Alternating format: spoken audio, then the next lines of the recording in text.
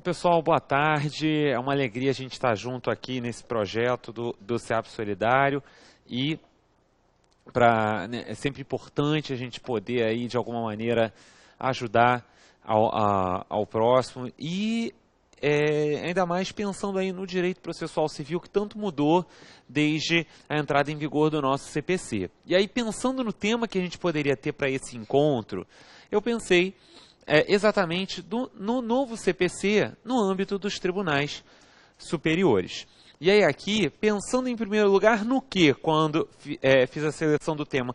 Em olharmos para algumas decisões que já representem para nós a aplicação de entendimentos do STJ e do STF acerca do Código de Processo Civil. Porque com isso nós já conseguimos de alguma maneira balizarmos interpretações sobre o código. E então, eu começo aqui. Na verdade, o que eu vou fazer com vocês? A gente vai procurar trabalhar com algumas questões polêmicas que já foram abordadas no âmbito dos tribunais superiores e depois também, que falarmos disso, eu também quero passar um pouquinho sobre questões do próprio código e que afetem os tribunais superiores. Bom, e aí eu começo com um assunto que foi decidido demais ao longo desse praticamente 1 ano e meio de entrada em vigor do Código de Processo Civil, o tema dos honorários recursais. Eu quero entrar nesse tema com vocês porque, bom, esse tema, inclusive quem assistiu a minha última maratona de informativos vai ver que eu falei várias vezes sobre esse tema no ano passado, à luz dos julgados do ano passado, porque no ano passado já houve vários, mas esse ano nós já tivemos também aí 2 julgados importantes que eu quero abordar com vocês. Bom, primeiro deles diz respeito aos honorários recursais, nos casos em que faltem contrarrazões ao recurso. Sabemos que os honorários recursais são uma importante inovação do Código de 2015. Importante, gente, no sentido de que nós temos aqui uma inovação que vem para ter um impacto em muitos casos, porque vai impactar muitos e muitos recursos, essa figura dos honorários recursais. Os honorários recursais, eles estão lá no artigo 85, parágrafo 11, e até para que a gente possa abordar os 2 entendimentos que eu quero trabalhar aqui com vocês, nós precisamos tratar de qual é a lógica da regra do artigo 85. O artigo 85, parágrafo 11, prevê para nós que os honorários recursais, eles serão uma majoração da verba arbitrada na sentença. O artigo 85, então, lá no seu parágrafo 11, prevê que o acórdão ou a decisão que julgar o recurso vai realizar, então, uma majoração da verba arbitrada anteriormente, até os limites de honorários previstos para a demanda. Por quê? Porque sabemos que para as demandas entre particulares os honorários são de 10% a 20%, artigo 85, parágrafo 2º do CPC, ao passo que para as demandas que envolvam a fazenda, nós temos os honorários escalonados lá do artigo 85, parágrafo 3º. Aí já é o 85, parágrafo 3º que trata do assunto. E vejam que os honorários recursais, portanto, são uma majoração que pode chegar até os limites dos artigos 85, parágrafo 2º e parágrafo 3º.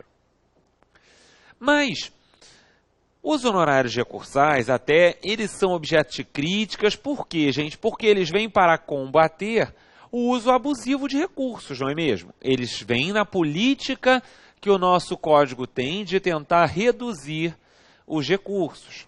Mas nós temos de lembrar,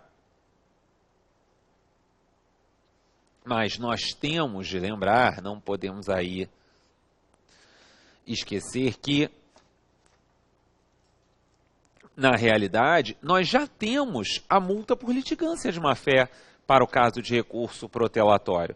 Na verdade, gente, o CPC, quando traz os honorários recursais, o que ele está fazendo no fundo?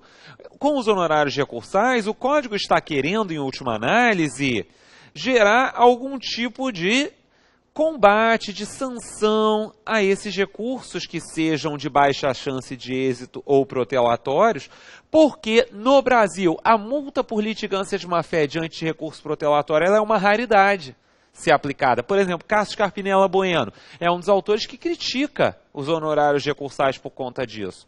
Porque ele diz, na verdade, a multa por litigância de má-fé diante do recurso protelatório é que tinha que ser aplicada e não se criar uma nova forma de onerar o recorrente. Mas fato é que o Código trouxe esse mecanismo e que, por doer no bolso do recorrente, ele vai fazer pensar duas vezes em fazer o recurso ou não. E aí, diante disso, nós entramos então na análise propriamente do artigo 85, parágrafo 1º, e o problema da oferta ou não de contrarrazões. No ano passado, gente, o STF decidiu essa questão de duas maneiras diferentes. Nós tivemos a decisão de duas maneiras diferentes pelo pelo STF, melhor dizendo, porque, primeiro, o STF havia decidido isso na primeira turma, tá ok, gente? O STF, lá na primeira turma, havia entendido que não caberiam honorários recursais se não houvesse contrarrazões. Se não fossem ofertadas as contrarrazões. Mas, pouco tempo depois, a mesma primeira turma decidiu em sentido contrário.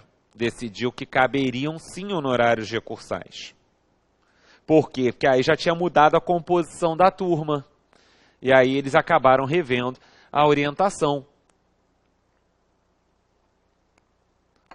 Vejam que, além disso mostrar como a jurisprudência pode gerar uma situação de insegurança jurídica, gente, isso foi algo que, na realidade, envolve duas linhas de pensamento. Por que no primeiro julgado o STF entendeu que não caberiam os honorários recursais? Porque se não houve contrarrazões, não teria havido um trabalho adicional propriamente dito do recorrido. E como os honorários seriam remuneratórios, não incidiriam naquela hipótese. Mas, no segundo julgado, o STF entendeu, não. Na verdade, haverá a aplicação dos honorários, porque a atividade do advogado do recorrido não se circunscreve apenas à oferta de contrarrazões. Ele pode acompanhar a tramitação do recurso sem ofertar contrarrazões? Pessoal, pode. Ele pode comparecer até o julgamento sem ter feito contrarrazões. Daí porque nós vemos que é caso de trabalho realmente que pode haver aqui adicional, mesmo sem a oferta de contrarrazões. E aí, por que eu trouxe isso para esse nosso encontro? Porque recentemente, em maio, o STF teve de analisar isso em sede de ação originária. O STF teve de analisar isso, pessoal, em sede de ação originária, aí pelo colegiado inteiro, e entendeu que incidem os honorários, porque numa ação originária teve agravo regimental, e no agravo regimental foram fixados honorários recursais. E aí surgiu a discussão, incidem ou não? E por maioria o STF entendeu que sim, porque os honorários recursais, eles viriam para remunerar toda aquela atividade do advogado em grau recursal, que não seria puramente a oferta das contrarrazões. E também, outro argumento que foi até levantado pelo ministro Fux, gente, foi o quê? O ministro Fux falou, Na verdade, isso também está de acordo com os objetivos dos honorários recursais, que são reduzir o uso de recursos desnecessariamente. Então, o STF seguiu essa linha.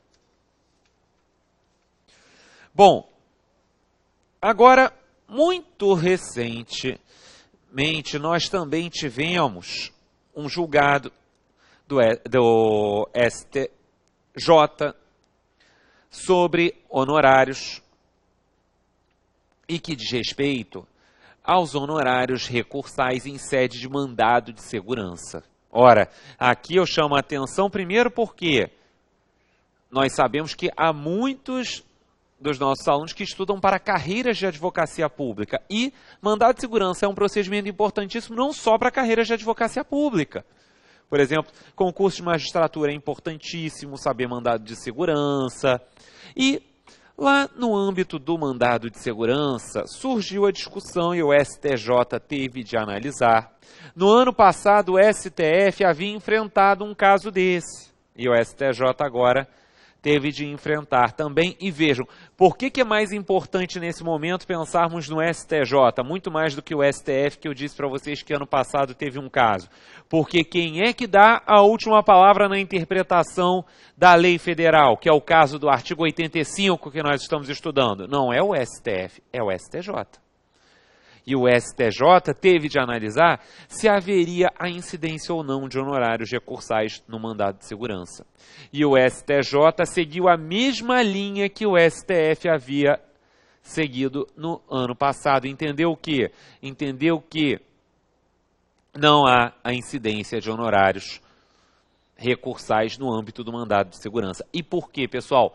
Porque, vamos voltar para o que eu fiz questão de frisar agora há pouco com vocês, os honorários recursais, pelo 85, parágrafo 11, nós vimos que eles são honorários que serão uma majoração de verba. Não foi isso que nós falávamos antes? Só que os honorários recursais no âmbito do MS, eles não teriam como ser uma majoração de verba. Por quê? Porque no mandado de segurança, eu não tenho, no âmbito do mandado de segurança, eu não tenho honorários de sucumbência na sua decisão final. A lei afastou essa verba no âmbito do mandado de segurança como forma de estímulo ao uso desse remédio constitucional. E aí, coerente com isso, pessoal, coerente com isso, nós temos o entendimento de que não cabem honorários recursais. E, a meu ver, isso está corretíssimo, é até o que eu também defendo no meu livro de Fazenda Pública no Processo Civil, quando tratei do mandado de segurança. Acho que essa é a correta interpretação que temos para essa regra no âmbito do mandado de segurança. Sua inaplicabilidade, já que eu não estou falando de majorar nada, eu não posso majorar porque eu não tive verba arbitrada anteriormente. Vejam o termo anteriormente aí no 85, parágrafo 11. Ele fala do arbitramento anterior, né? E ainda sobre honorários, temos um julgado muito importante para abordar, ainda sobre o novo CPC na visão dos tribunais superiores. Agora, não sobre honorários recursais, mas sobre os honorários propriamente ditos. A análise do artigo 85, no informativo 602 do STJ. Porque lá no informativo 602 do STJ, pessoal, nós temos o STJ tendo de analisar o seguinte problema. Será que as regras novas de honorários se aplicam imediatamente para os processos em curso ou apenas para as demandas propostas após a entrada em vigor do CPC? Ou apenas para as demandas propostas após a entrada em vigor do CPC? Bom, aqui essa era uma questão bastante polêmica. E isso envolvia sobretudo quem, meus amigos? Isso envolvia sobretudo o o caso da fazenda pública, porque no caso dos particulares, a regra de honorários ela é essencialmente a mesma. A diferença reside onde? A diferença reside na regra dos honorários da fazenda, que, como sabemos, a regra dos honorários nas ações em que a fazenda seja parte passou de honorários pela equidade para honorários com base para os honorários com base em faixas percentuais. E isso, meus amigos, tem a maior diferença. Por exemplo, no âmbito lá de onde eu estou na Procuradoria, lidando com execuções fiscais, já houve um caso outro dia que um colega me trouxe para a gente debater, em que, aplicando-se a regra nova, os honorários chegariam a 3 milhões de reais naquela demanda. E vejam que isso, se for contra a Fazenda, isso é um impacto tremendo, por exemplo, né? E vejam que, quanto a isso, o Alexandre Câmara, né, uma grande referência processual, aqui no nosso Tribunal de Justiça do Rio, também decidiu na mesma linha do que eu defendo, no sentido de que essa regra só se aplicaria às novas ações, por uma questão de boa-fé processual. Porque, pela causalidade, os honorários são devidos por quem deu causa à demanda. E quem dá causa a uma demanda, dá causa no momento de sua propositura. Então, o Alexandre, seguimos a linha de honorários com base na causalidade e alguém dá causa à propositura da demanda, quando de sua propositura. Além do que, seria uma questão de boa-fé não alterar critério de ônus financeiros do processo no meio do processo. Alterar a regra do jogo. Mas, infelizmente, no informativo 602, gente, em abril, a Corte Especial do STJ entendeu que, na verdade, nós vamos ter os honorários sendo aplicáveis pela norma vigente quando da prolação da sentença. Pela norma vigente quando da prolação da sentença.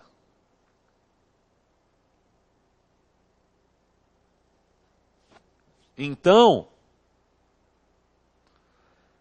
nós temos aqui esse entendimento do STJ. E qual é o fundamento do STJ, gente? O fundamento do STJ foi, em síntese, o fato de que a lei processual nova se aplica imediatamente aos processos em curso. Artigo 14 do CPC traz para nós a eficácia imediata da lei processual nova. Só que esse argumento não é um bom argumento.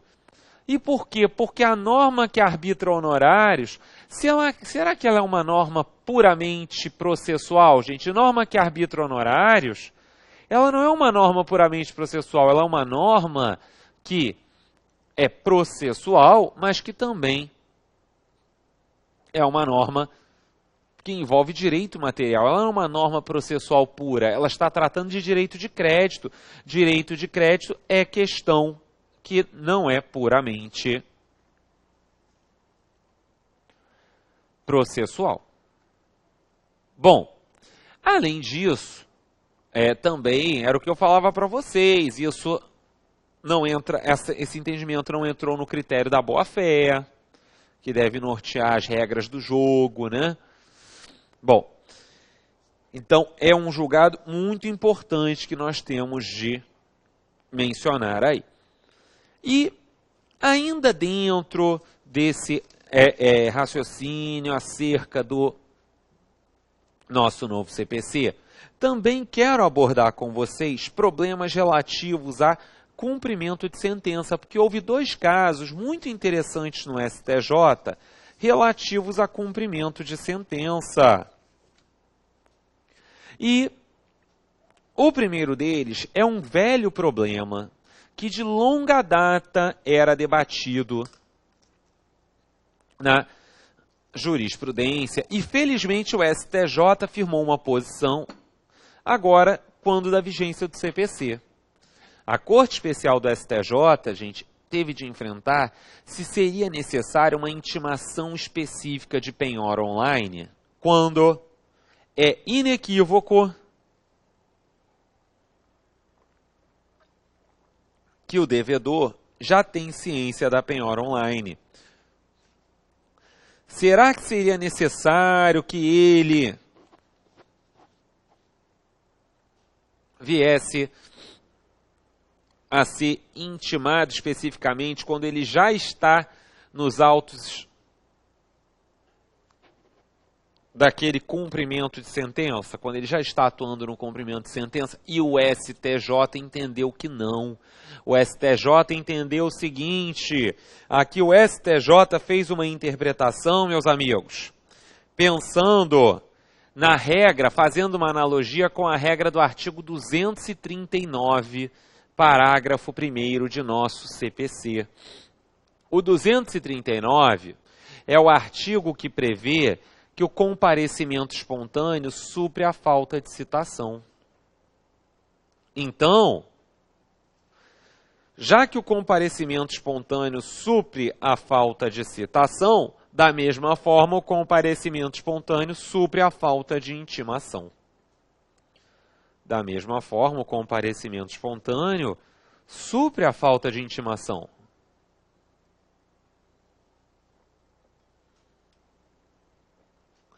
Diante disso,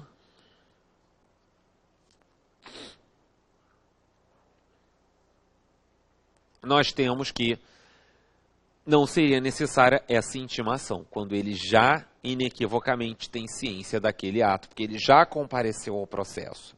Vejam que esse julgado, ele sai de uma esfera formalista, de necessidade a todo custo de uma intimação, até porque nós sabemos que o nosso sistema, ele cada vez mais vem migrando dessa ideia de que nós temos que ter atos formais de ciência a todo tempo do devedor, tanto que com as reformas de 2005 e 2006 sobre a execução, nós vimos que nós tivemos intimações agora na pessoa do advogado, e que o Código traz também, o Código de 2015 traz, e aqui o Código, o STJ, ele mostra que não se deve a todo custo manter esse raciocínio de que os honorários, falamos tanto de honorários que eu fiquei com isso na cabeça, que intimação tem que ser feita por uma mera formalidade no processo. Não, ela só tem que ser feita quando ela realmente é necessária. Certo, pessoal? Bom, e vale registrar também que, ainda sobre cumprimento de sentença, nós temos um caso que foi decidido pelo STJ e que chama muito a nossa atenção ainda sobre o cumprimento de sentença, que diz respeito, pessoal, ao prazo para cumprimento da obrigação pelo devedor assistido pela Defensoria Pública. No caso do devedor que é assistido pela Defensoria Pública, o prazo para cumprimento da obrigação, o prazo de 15 dias para cumprimento da obrigação, gente, ele é um prazo que vai ser simples ou vai ser em dobro. E por que a dúvida? Porque o prazo para a prática de atos pela Defensoria Pública, por força do artigo 186, salvo engano, vamos conferir, 186, exatamente, é em dobro. O prazo para a prática de atos pela Defensoria é em dobro. Será que o ato de cumprimento da obrigação também vai ser um ato com prazo em dobro? Bom, aqui, pessoal, o STJ entendeu que sim. E por quê? Que eu acho até estranho, mas o STJ assim entendeu. Porque o STJ entendeu que esse ato de cumprimento voluntário da sentença, porque são 15 dias para cumprimento voluntário, não é mesmo? Artigo 523 do CPC traz para nós o prazo de 15 dias para cumprimento voluntário. O prazo de 15 dias, ele vai ser contado. Esses 15 dias, eles vão ser contados, por assim dizer, para prática de atos que não seriam puramente pelo assistido da Defensoria. Entende assim o STJ, entende que esse é um prazo para a prática de atos, não só pelo assistido, mas também pelo próprio patrono, porque o patrono vai tomar ciência daquele prazo, porque houve uma intimação por advogado, né, pelo defensor, vai ter aqui de atuar para comunicar o seu cliente. Então, entendeu o STJ que é prazo em dobro. Acho isso muito questionável, gente. Por quê? Porque isso, inclusive, é um ato material, né? Não é nem propriamente um ato processual, o ato de pagamento da obrigação. É um ato que não depende de advogado. Porém, assim entendeu o STJ, aplicando a regra do prazo em dobro. Certo, meus amigos? E por falar aí em defensoria pública, eu quero comentar algo com vocês, que foi decidido pelo STF, agora voltando para o STF, à luz de princípios da teoria das nulidades processuais, mas princípios esses que estão diretamente no nosso Código de Processo Civil. É um problema que foi decidido pelo STF, gente, no âmbito do processo penal. Só que isso também é aplicável para o processo civil, até porque a teoria das nulidades aqui, ela é uma questão de teoria geral do processo, que é o problema da nulidade de intimação, problema da falta de intimação pessoal da Defensoria Pública no processo. A Defensoria ela atua no processo, porém ela não foi intimada pessoalmente. Ora, tem um vício de intimação aqui, concordam? A intimação é inválida se ela se deu de qualquer outra forma que não a intimação pessoal. Só que, qual foi a questão que teve de ser analisada pelo STF, gente? Será que a Defensoria pode alegar isso a qualquer momento?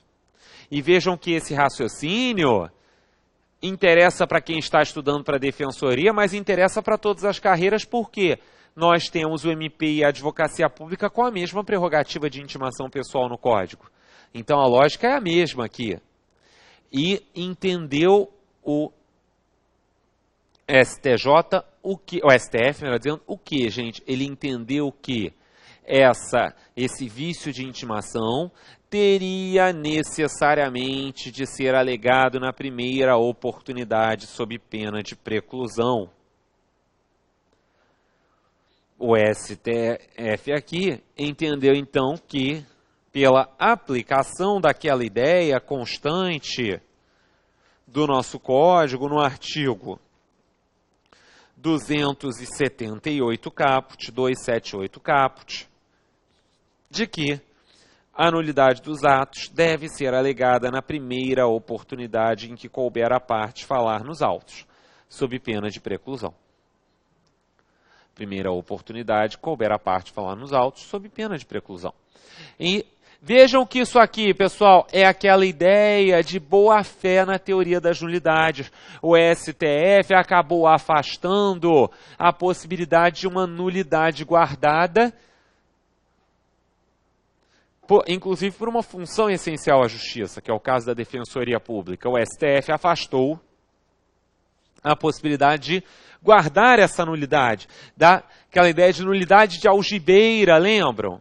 Porque nulidades guardadas ou nulidades de algibeira são aquelas nulidades que, como o próprio primeiro nome que eu disse nos traz, são nulidades que ficam guardadas para um momento futuro. São nulidades que ficam guardadas para um momento futuro. E, diante disso, essas nulidades, elas representam uma ofensa à boa-fé. Por quê? Porque a pessoa que está se valendo desse tipo de expediente, ela está guardando trunfos dentro do processo. Só que o processo, ele, embora não seja um ambiente 100% cooperativo, é um ambiente em que deveres éticos têm que ser respeitados. E aí, o STF abraçou essa ideia, impedindo a alegação a posteriori. Tá ok, pessoal? Bom, então eu queria comentar com vocês um pouco sobre esses julgados diretamente. E agora eu queria falar um pouco sobre questões de relevo, né? Já que o nosso tema é novo CPC e tribunais superiores, quero falar um pouco sobre questões de relevo relativas aos recursos especial e extraordinário no âmbito do CPC. Questões polêmicas que o CPC nos traz acerca dos recursos especial e extraordinário. E aí, a primeira questão que eu trago... Vejam que isso não quer dizer que não tenha julgado do STJ ou do STF sobre o tema, porque eu vou comentar, inclusive, aqui julgados, tá? Mas é porque agora o meu foco é outro dentro da nossa aula, que, como eu tinha dito, a gente ia dividir em 2 pedaços. E porque agora eu quero tratar com vocês de algumas questões de impacto. E elas estão, sobretudo, no âmbito da admissibilidade desses recursos. Vejam que o nosso CPC de 2015, lá no seu artigo 932, parágrafo único, trouxe uma importante regra de sanabilidade de vícios recursais. Trouxe o que é chamado por alguns de cláusula geral de sanabilidade de vícios recursais, porque o artigo 932, lá no seu parágrafo único, ele prevê para nós que antes de considerar inadmissível o recurso, o relator concederá o prazo de 5 dias ao recorrente para que seja sanado o vício ou complementada a documentação exigível. Portanto, pelo 932, parágrafo único, antes da inadmissão, vejam que há uma oportunidade de sanar o vício em 5 dias. Essa regra é uma regra que é geral para os recursos. No âmbito dos recursos especial e extraordinário, vale registrar que existe uma outra regra sobre sanabilidade, que é especial, que é a regra do artigo 1029, parágrafo 3º. 1029, parágrafo 3º, que prevê para nós que o STF ou o STJ poderá desconsiderar vício formal de recurso tempestivo ou determinar sua correção, desde que não o repute grave. Então, pelo 1029, parágrafo 3º, nós vemos que nós temos aqui a possibilidade de superação de vícios formais de recurso especial ou extraordinário, se não forem graves. Aí vocês vão me perguntar, o 1029, parágrafo 3º, porque essa é uma dúvida que surge às vezes, que o aluno me levanta, professor, o 1029, ele exclui o 1032 para os recursos, perdão, o 932 para os recursos especial e extraordinário? Não. Ele não exclui. Porque, voltemos a ele, gente. O 932, parágrafo único, fala de prazo para sanar o vício.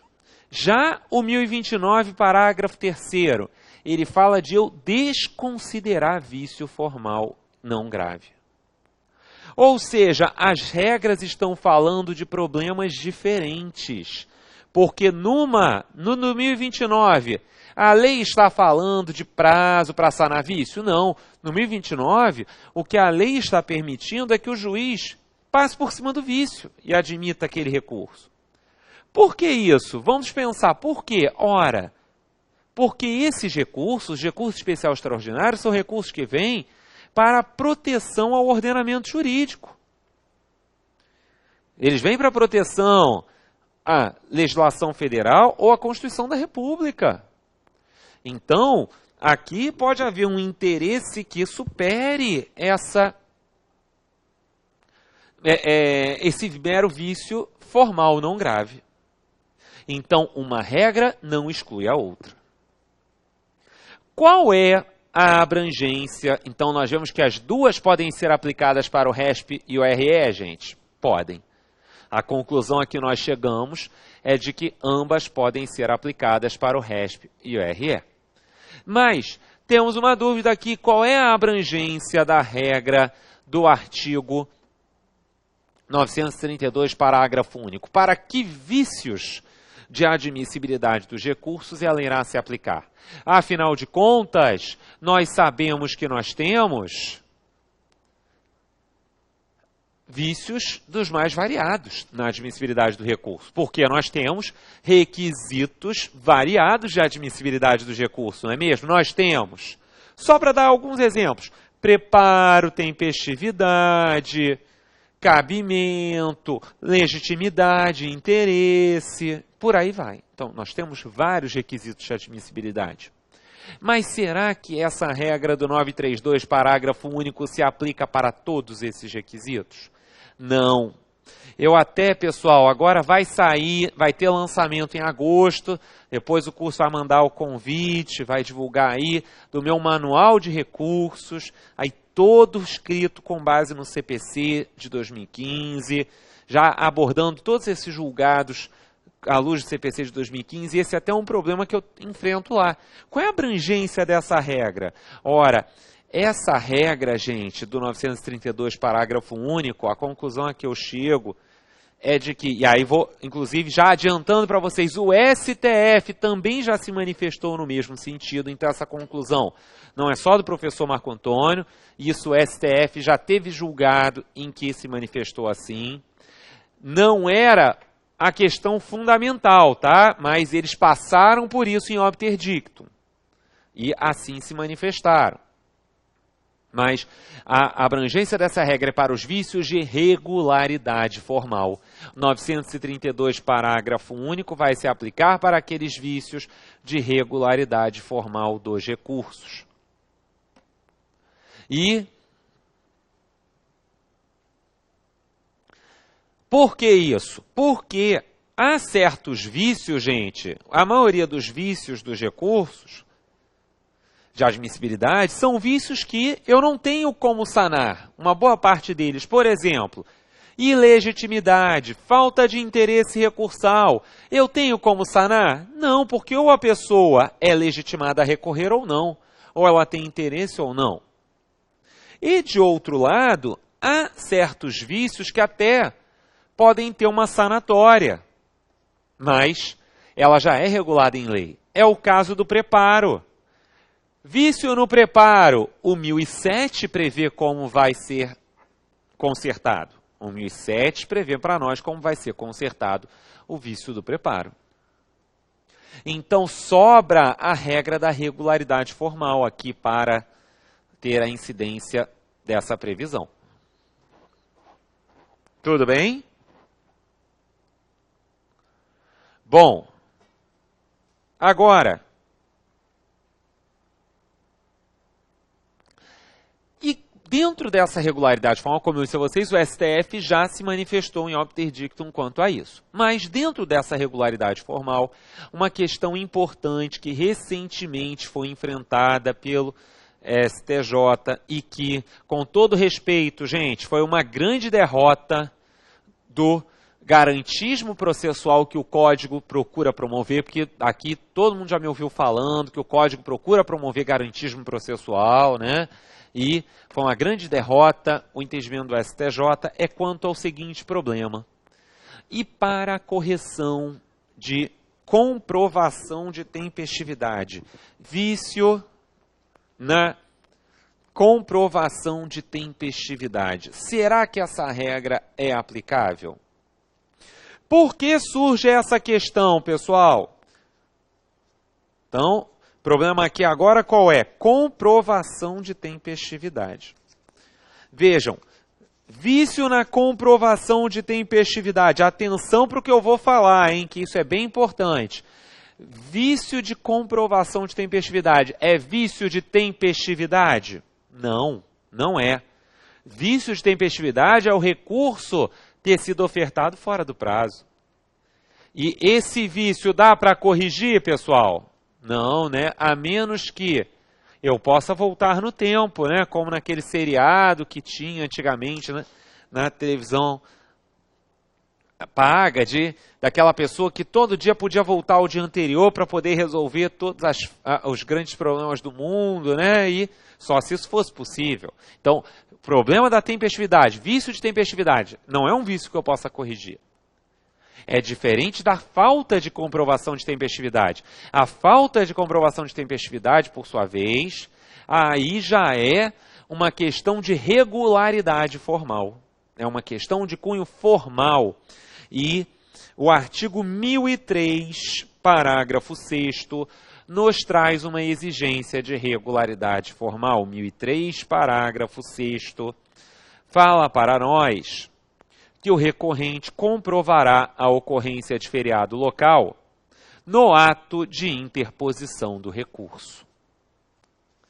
Portanto, gente, e essa regra aqui, ela na verdade veio para superar, ela veio superando entendimento do STF e que o STJ acabou tendo de se curvar à luz do antigo Código. Por quê? Porque à luz do antigo Código, em que não havia uma regra expressa, de início, o STJ entendia que a falta de comprovação do feriado local levava à inadmissão do recurso, e isso não poderia ser corrigido. Então, a falta de comprovação do feriado local levaria à inadmissão do recurso, decisão essa que não poderia ser corrigida. E isso era altamente criticável. Por que que era altamente criticável, gente? Porque, na verdade, no âmbito dos recursos, dos recursos especial extraordinário, ou mesmo nos recursos de caráter ordinário, eu não tinha uma exigência legal nesse sentido. Aí o STF, lá pelos idos de 2012, ele reviu essa orientação do STJ, e o STJ acabou se curvando a essa mudança de orientação, no sentido de que, se não fosse comprovada a tempestividade e o recurso fosse inadmitido, seria possível fazer agravo interno da decisão, seria possível fazer um agravo interno para que fosse corrigido esse vício, para que fosse corrigido esse vício. O Código de 2015, ele só fala para nós o que aqui, gente? Ele só fala de comprovação da tempestividade no ato de interposição do recurso. Ele traz essa exigência. Mas essa é uma exigência formal. Diante disso, o que a doutrina em geral começou a defender? O que a doutrina em geral começou a defender diante dessa previsão, gente? A doutrina em geral começou a defender. Ora, nós temos aqui uma hipótese que dá ensejo à aplicação do artigo. Essa é uma hipótese que dá ensejo à aplicação do artigo 932, parágrafo único, ou seja, o feriado local poderá ter sua comprovação no prazo de 5 dias. Caso, porque antes o juiz considerar inadmissível o recurso, ele deveria fazer essa determinação. Tudo bem até aqui, na lógica disso, gente? Só que o STJ recentemente teve de passar por isso. E o STJ entendeu que 932, parágrafo único, não se aplica para a comprovação da tempestividade, porque a regra do 1003, parágrafo 6º, seria uma regra especial. Porque a regra do 1003, parágrafo 6º, seria uma regra especial. Com todo o respeito, gente,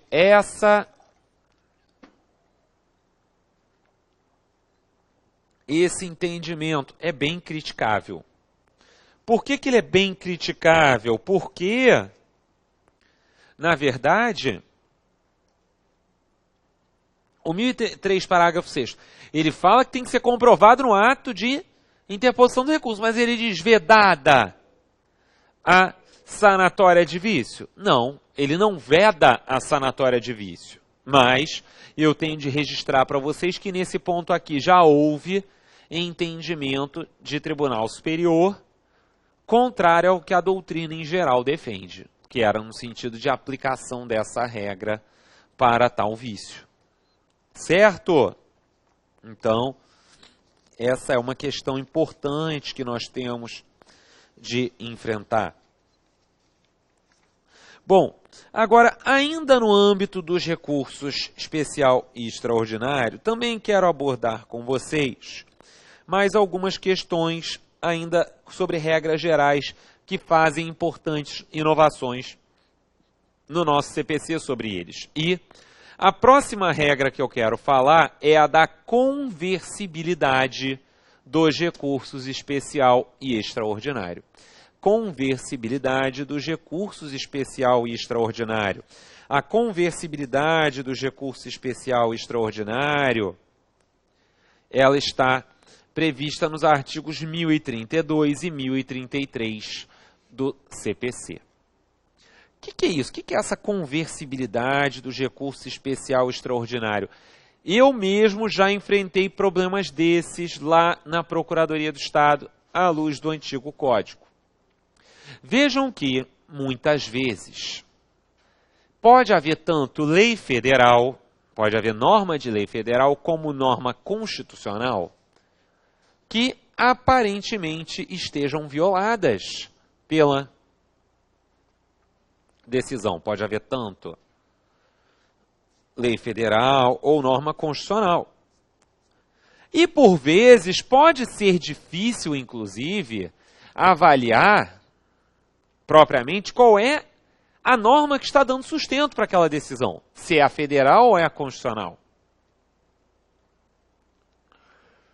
Diante disso, qual era um grande problema que acontecia, gente? Por exemplo, em matéria previdenciária, eu vi isso muitas vezes. Nós sabemos que a Constituição regula certas questões previdenciárias, certo? E aí eu vou pensar numa questão de previdência ligada a Estado. Nós sabemos que o Estado ele lida com regime próprio de previdência, né? Ele, na verdade, o que ele gere é um regime próprio de previdência. E aí nós temos algumas regras gerais de direito previdenciário em lei federal, né? Naquela lei 9717. E aí, o que por vezes acontecia? Por vezes, havia uma decisão que aparentemente poderia estar violando ou uma norma da lei 9717 ou uma norma da Constituição. E aí, a pessoa fazia recurso especial, por exemplo. Recurso especial por ofensa àquela norma da lei federal. Só que aí o STJ dizia, não, essa lei não está sendo violada propriamente. O que está sendo violada é a Constituição. E aí, gente, o recurso especial poderia ser inadmitido. Chegava, então, imaginem que o procurador do feito fez os dois recursos, RESP e RE. Aí o procurador fazia o seguinte, ele tinha o seu recurso, na verdade, não precisava nem fazer nada, o recurso dele extraordinário, subia para o STF. Ou havia uma análise em primeiro grau, em tribunal de primeiro grau, melhor dizendo, e entendia-se, não é matéria constitucional, mas sim de lei federal. Nessa situação, o que acabava acontecendo? Uma denegação de jurisdição. Porque o STJ dizia, não é matéria de lei federal, e o STF não é matéria constitucional. Quer dizer, um jogou para o outro, e eu não tinha, por exemplo, mal comparando, uma figura como conflito negativo de competência, né? Porque no conflito negativo, quando dois juízes se dão por incompetentes, nós temos o conflito para decidir quem vai julgar, mas aqui eu não tinha um conflito propriamente dito para conseguir resolver essa questão. E aí, então, o novo CPC faz algo muito importante nos artigos 1032 e 1033, porque o nosso CPC acaba por estabelecer, gente, o nosso CPC acaba por estabelecer a conversibilidade desses recursos.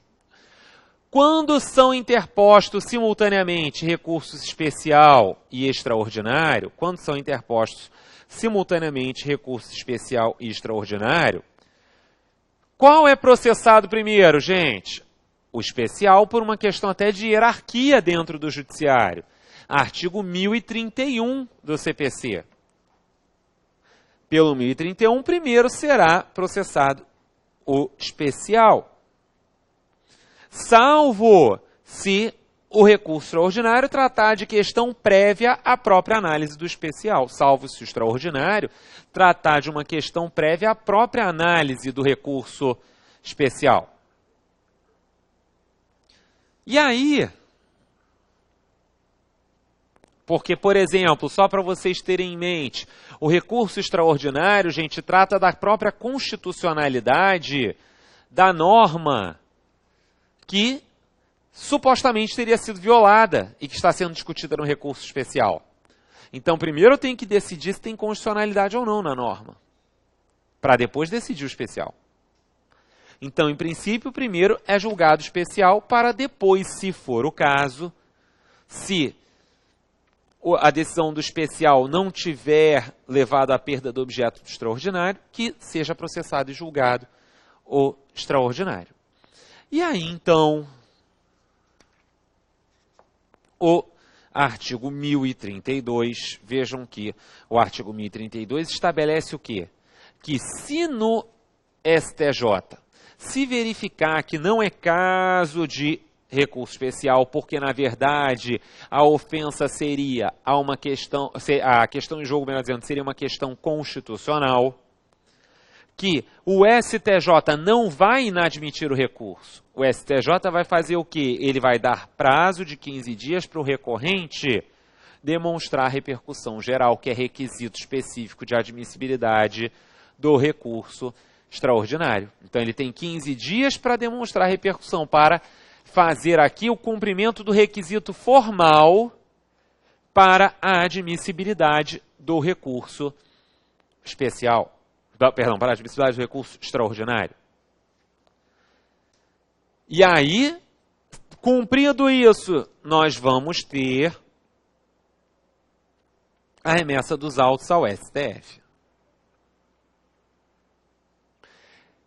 O STF, nesse caso, ele vai ter que, então, analisar, porque ele pode entender que não tem questão constitucional, diferentemente do que o STJ tinha entendido, e que a questão seria de lei federal. E aí, nesse caso, o parágrafo único do 1032, felizmente, pessoal, o parágrafo único do 1032 regula isso, coisa que não estava regulada no antigo CPC.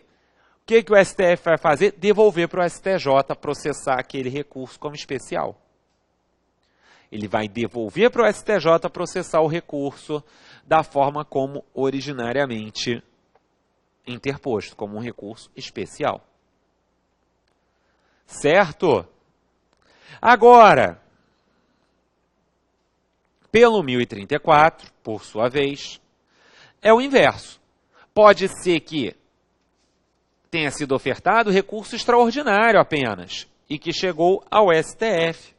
O STF, verificando que não é caso de recurso extraordinário, porque a ofensa à Constituição não foi direta, ele vai inadmitir o recurso se ele entender que é questão de lei federal? Não, ele vai remeter ao STJ para o STJ processar como recurso especial. Então vejam que interessante, né? Porque, à luz do antigo código, qual era a conduta que os tribunais adotariam aqui? Inadmissão do recurso. Só que nós falávamos de um dever de sanatória de vícios, de admissibilidade, de uma desconsideração de vícios formais não graves.